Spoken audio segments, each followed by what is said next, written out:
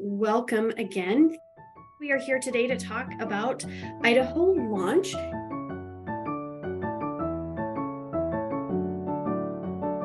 This will be very similar to what we did in April, wanting to provide information to you on launch, and we'll have as many updates as we can today, and then let you know some additional items you can start working on and what to expect when you return back to your school in August.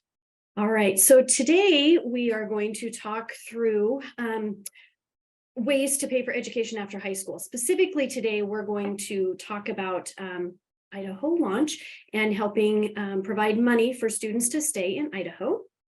As you are all well aware, through some different iterations with the legislature this year, beginning with House Bill 24, and then following through with the trailer bill that came out of the Senate, we have Senate Bill 1167. We were hopeful that they might have the language all combined before this meeting today, but we still do not have that information yet combined together. So what we are sharing with you is what we've been able to glean from looking at the bills side by side. So again, we know that there's $75 million available for the In-Demand Careers Fund and approximately $2 million from post-secondary scholarships.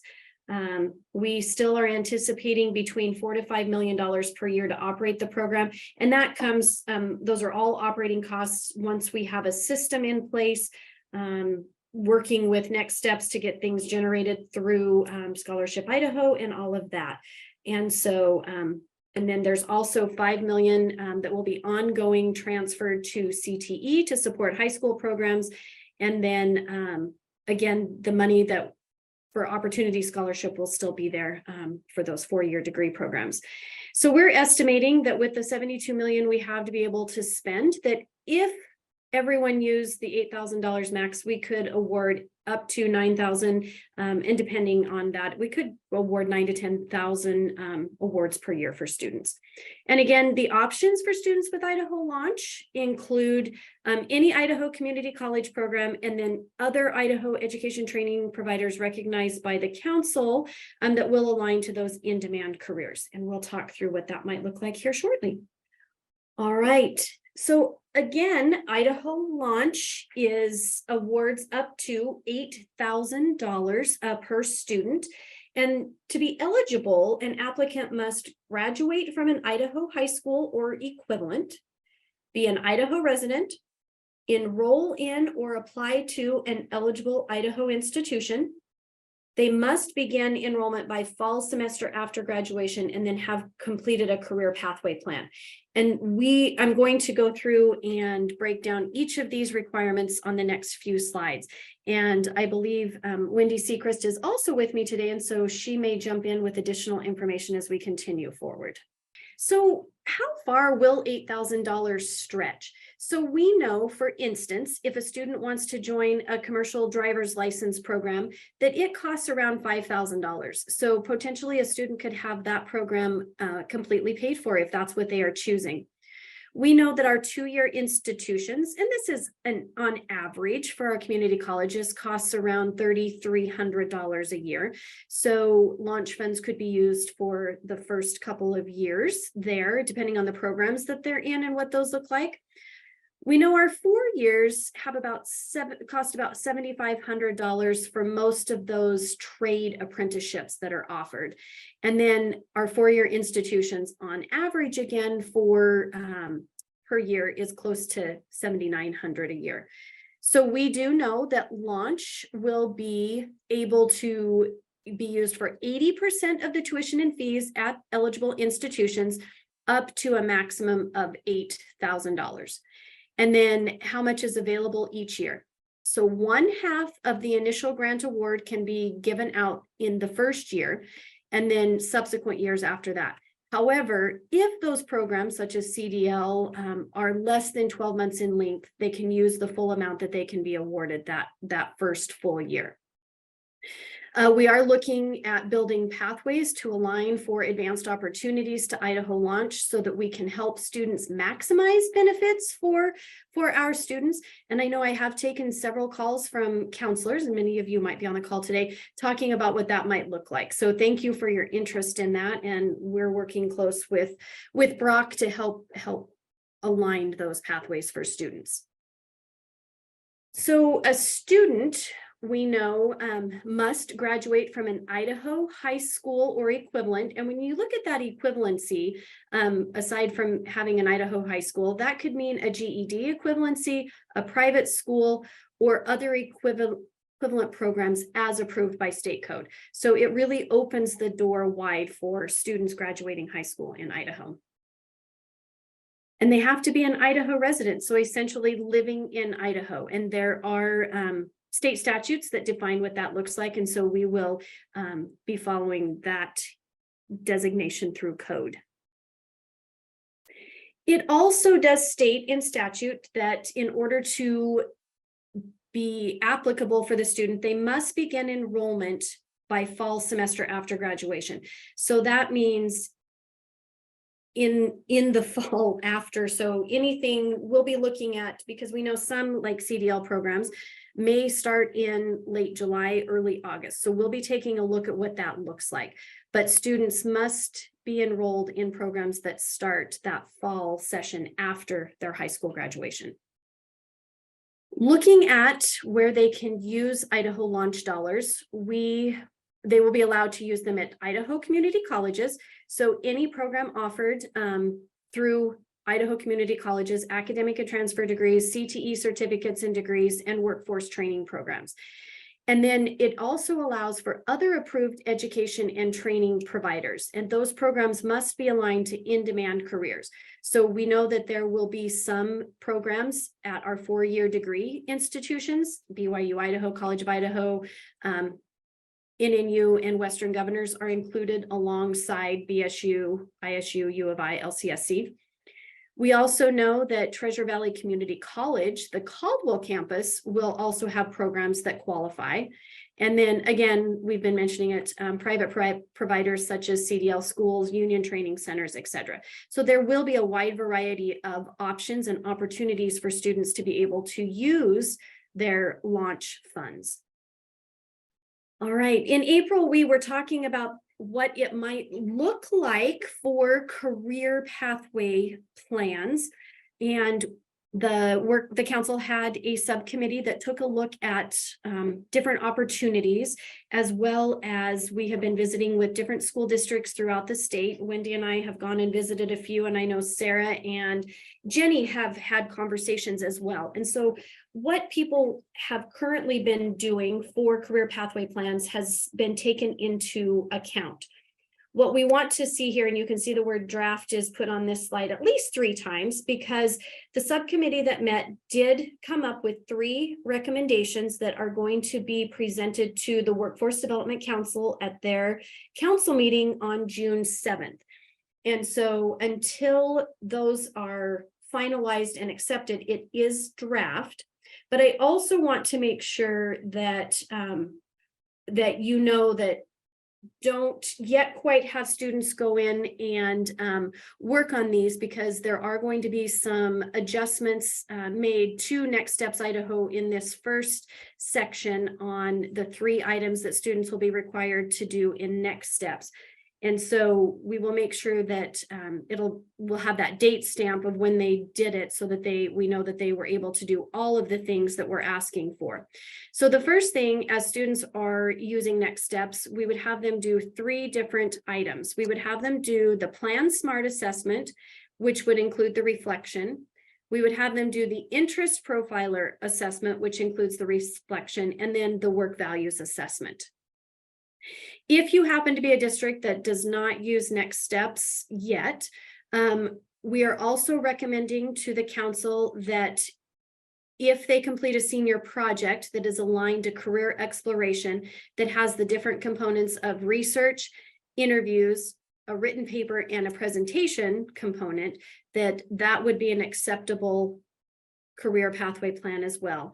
And then there's a third bucket of other approved career exploration tools. We know there are some districts that use other tools out there. And so on the first one with Next Steps, we'll be able to work together with Sarah and her team at the state board office, that if students are asking for launch funds, to align that they have completed those activities. On the other two, the senior project and other career exploration tools, we will ask the district to provide some sort of written application to the council so that we know what they're doing outside of Next Steps for approval. And then we'll have to work with the districts on how we will do the alignment for students wanting launch funds and that they did complete the senior project or other career exploration tool. So hopefully that gives you some idea of what that will look like coming in the fall. Again, this is draft, so until the council approves it, and then there's some additions and updates made to Next Steps, we ask that you don't have your students start that until they get back to school in the fall. Okay. So again, we keep bringing up the term in-demand careers, and I know we talked through in April what we currently determine in-demand careers. So we use the Department of Labor's occupation in demand. We filter by looking at jobs that need more than a high school diploma and have 150 or more openings statewide and have a positive growth rate. We are still working on what that is going to look like in the future. But again, the council is going to take a look at some recommendations on how to define the in-demand careers when we get together on June 7th. We are working directly with the Department of Labor in looking at how we can do this so that all populations, all areas in Idaho are represented by the in-demand careers. Some examples are, we know that welders don't always show up when we look at that because not everyone believes, or the data doesn't show that they need more than a high school diploma, but we do know that welders need certifications beyond high school. And so we're taking a look at all of those things so we can ensure that we are including all of those in-demand careers. So stay tuned for after the council meeting on June 7th, and then we will also be sharing with you when you get back what those in-demand careers are. All right, how are students going to apply for Idaho Launch funds? Currently, we are working with the State Board Office to begin updating Scholarship Idaho so that Launch is included in the drop-down menus on that site. So we are working with them to get that included and figuring out what other questions or things students will have to answer for us in that tool. And then we do know that there will be things that need students that might need extensions or have some extenuating circumstances. So we will be also developing a policy that addresses that. We know by state statute in the launch bill that we will recognize religious service, military service, structured volunteer service, such as Peace Corps, health or medical issues, and then additional or other appropriate circumstances that may come into play. So the council will be working on a policy for that and what that looks like, how soon after they graduate high school students could request the money, that type of thing. So stay tuned again for more information on that. We should have some of that information early fall for you. And Sherawn, I'm going to jump in here for just a quick second. One of the, as we're thinking about how we ensure that we maximize the funds that are available to students, our plan is that they would need to apply for that extension before they graduate from high school. So you would work with, students that are planning on going on right after high school, students, that are going to use one of these kind of waivers. You would have them apply through Scholarship Idaho, and then we'll grant the extension for them at that time. And then when they complete whatever they were given the extension for, they'll have perhaps 6 months to apply to get access to their launch funds. Otherwise, if we were to award them and say that, well, we'll hold on to your grant for 2 to 3 years while you complete a mission or a military service, then the money couldn't be used for a student that was ready to go right then. And so that's just one thing is, it will be very clear in the welcome kits and the playbook, but just plan on, any students that would be going on one of these things, that they're going to need to submit the application and get the approval prior to graduation. Thank you, Wendy. So looking forward, we talked about this in April, but just as a reminder, when you come back to school in April, we will have some information for you to help you with Idaho Launch. We're also working with the state board, and we'll be including a playbook for you so that you can have a month-by-month information concept of what you should do with students when they return in August, what should we be doing in September, etc. And so we'll also have some plug and play concepts for you, videos, presentations that you can use, handouts, and then different ideas of how to get this information out there and how to work with students. Additionally, we hope that you plan to attend the October 1st through 3rd, the Waypoint Conference that will be held here in Boise.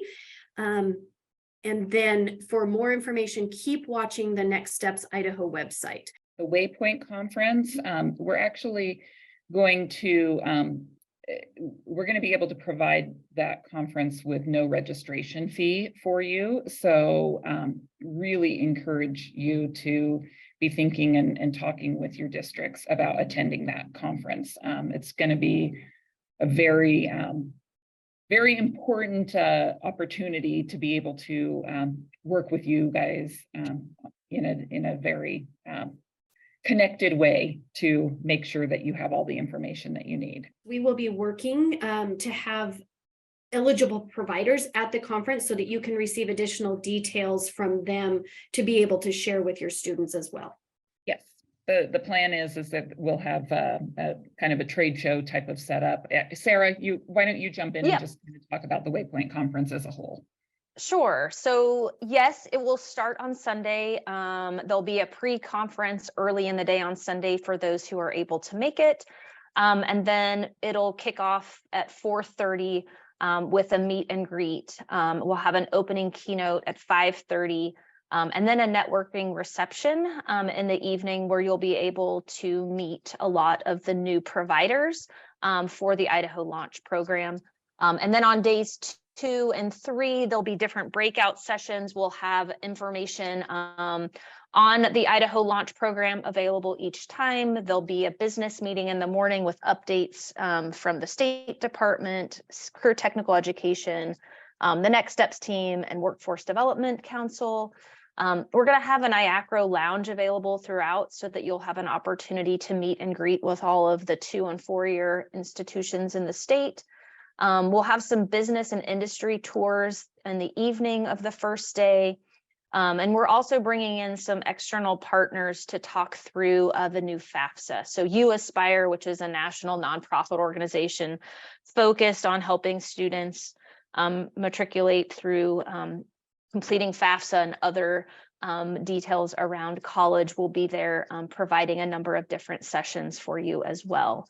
Plus, we'll have some local experts from across the state who will be providing different breakout sessions for you. And as Wendy mentioned, there will be no registration fee this year. That's being sponsored by the Workforce Development Council.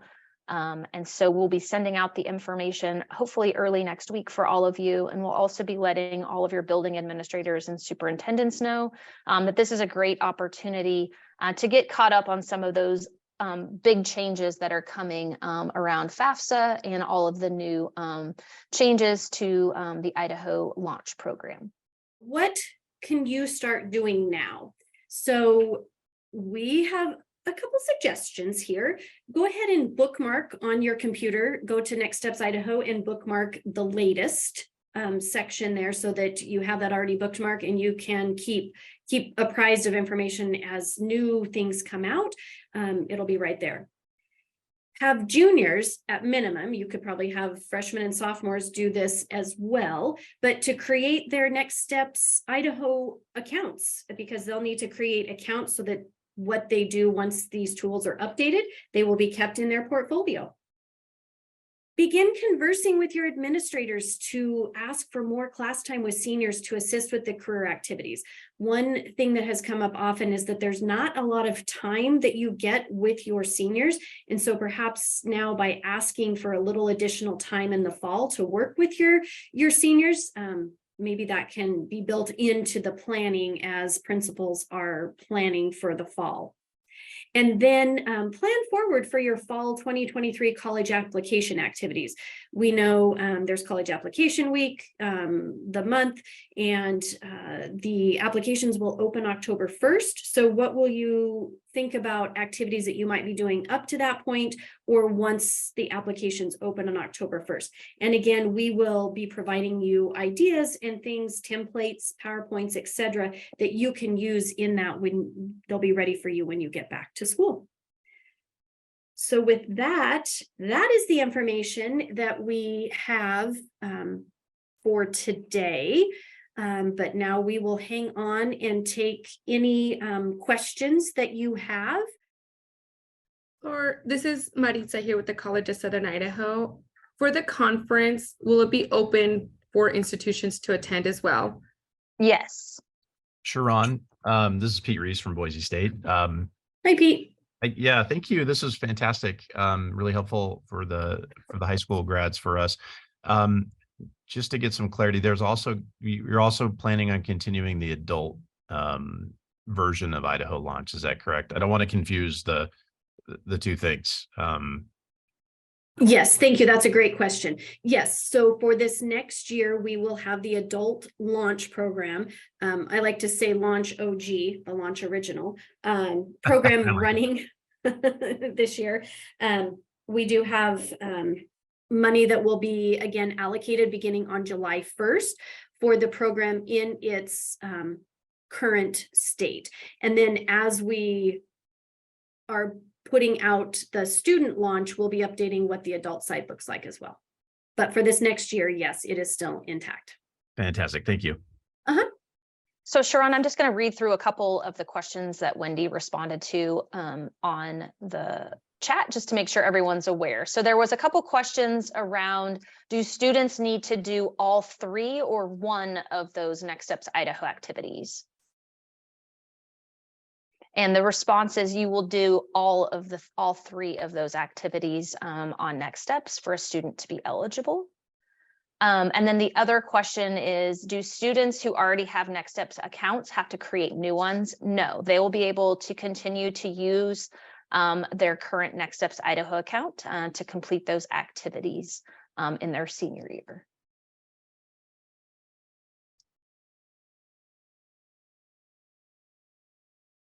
Another question, does the OG launch only apply to undergrad or is it available for grad school too? So great question. So the original launch, the Idaho, the adult launch that's going right now is available to any Idahoan as it stands. What you can do is go out to, and I'll type it in here, idaholaunch.com. And let me stick that in the chat. And then you can take a look at all of the approved training programs that are currently available in Idaho Launch. As a side note, Idaho Launch right now has been turned off for this fiscal year. So you can plan forward and take a look at what it looks like beginning July 1st. So it will be live again on July 1st. Great. Sherawn, is there a link to look at the current in-demand jobs? They know that the list will be updated, but they're just curious to see what's on that list right now. Yeah, sure. So if you go to here, let me share my screen again. And So as Sherawn is sharing her screen, I'll type a link that you can go to. The thing is it doesn't apply the filtering automatically. And so you can play around with it and look at it because it's the data source that we will be using. It's just we haven't refined exactly what the criteria will be in order to do it. But Sherawn, if you want to go out there, and then I'll put the link in the chat. Yep. Let me just do it this way, in-demand careers. Actually, Wendy, I'm going to find the chat and just go directly from your from your link. Actually, right here, occupations in demand. So if you go to this site, what we would show you is that you would come over here and uncheck no formal education. Is that all I uncheck? Okay, and then you would put 150 jobs on the annual projected openings and then change the growth rate right here to be 0. And then that refilters what pulls up here.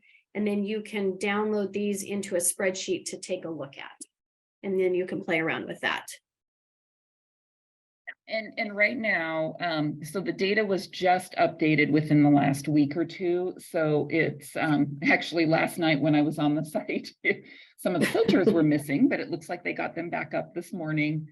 But it includes both the number of annual openings that are based on historical projections and one of the last columns, and the way it's displaying isn't. I can download it, Wendy, really quick. Well, or just scroll over, yeah. Well, show them how to download, because you do it as a cross tab and then choose Excel if you're going to download it. But if you scroll all the way over, there's a column for job postings, and it's the number of actual job postings in 2022 that were tracked through it's Lightcast is the data provider that we use to track that kind of data. So it's just going to download the list. It's going to be organized by the SOC code. So, the way we typically do it is we go and take it and actually organize it by the number of openings and do those largest to smallest. And then that way you kind of see what's most in demand down to, what would be the least number of openings in the state. So again, this will be the data source, but how we filter it is what the policy committee has to work on. There's a couple more questions in here. So over the last couple of years, they have done a lot of next steps career assessments, but they haven't necessarily completed their reflections. Wendy, will they need to redo those assessments with the reflections in order to be eligible for launch? So I'm going to toss that back to you, Sarah. I think the answer is yes, because I'm not exactly sure how the reflections are tied to, is it like a natural step that they take after they've done the assessment? Yes. Or is it, okay, so I think the answer will be yes, that they'll need to. And the other thing is that, if they did that career assessment as a sophomore, a freshman, whatever, I think it would be very helpful for the seniors to refresh that. I know we actually use it internally with our staff when we're having staff retreats. We'll do some of the assessments in there and just talk about them, and they change over time as your interests change. I know that when Future Finder was first put out on Next Steps, and I did Future Finder, I was supposed to be a forensic investigator, was what it said. And now it's saying that I should be some sort of an educational leadership person. So I think that what you do sometimes starts to bleed into how you answer those questions. But having them, update the interest inventory, the Plan Smart, and all of those with kind of their current situation is a good idea. So the next question is, I'm guessing that students will be alerted to that they have to complete those required steps when they apply for launch in Scholarship Idaho.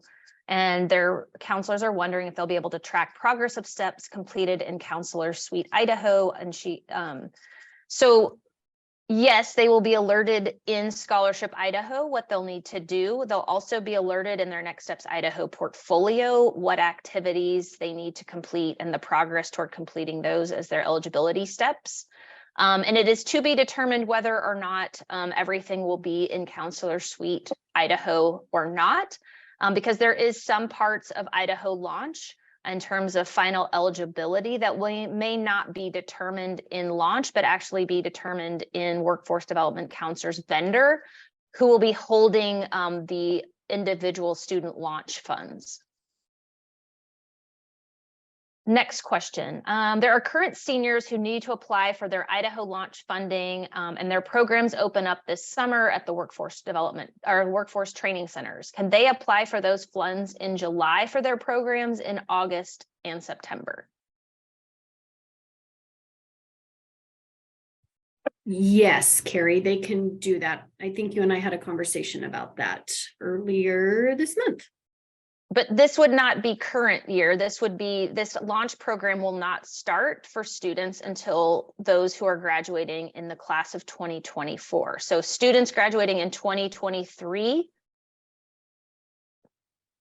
They would be eligible for the adult version of launch. Yes. So in July, they can, if they are pursuing one of the programs that we have in the OG version of launch, they are absolutely welcome to apply for those funds in July and be able to use those. We have about $7 million that we will be able to use for the OG version of launch this coming year. Okay, another question is they're wondering about the part of the legislation that mentions that students have a certain percentage of their education that they are responsible for in order to get the launch funding. So if a student is pursuing a program that does not cost more than $8,000, is it possible that they won't receive 100% of the funds because they have to pay a part of their program? Yeah, that is correct. So if the program, if they're going into a CDL program, for example, that, we'll just use, 5,000 as the round number, they're going to have to pay 20% of the cost. And so their award would be the $4,000. And they can use, one of the reasons why CDL isn't necessarily the best example for federal financial aid, but we really want to encourage all of the students to, even though they don't have to fill out the FAFSA for launch, they should fill out the FAFSA, because if they are receiving aid other than launch, we can count that towards the 20% match. We can count if their parents, if their 529 plan, if an employer pays for the 20%, that all qualifies. We just cannot pay for more than 80% of the cost of the program. Well, thank you, Wendy and Sherawn.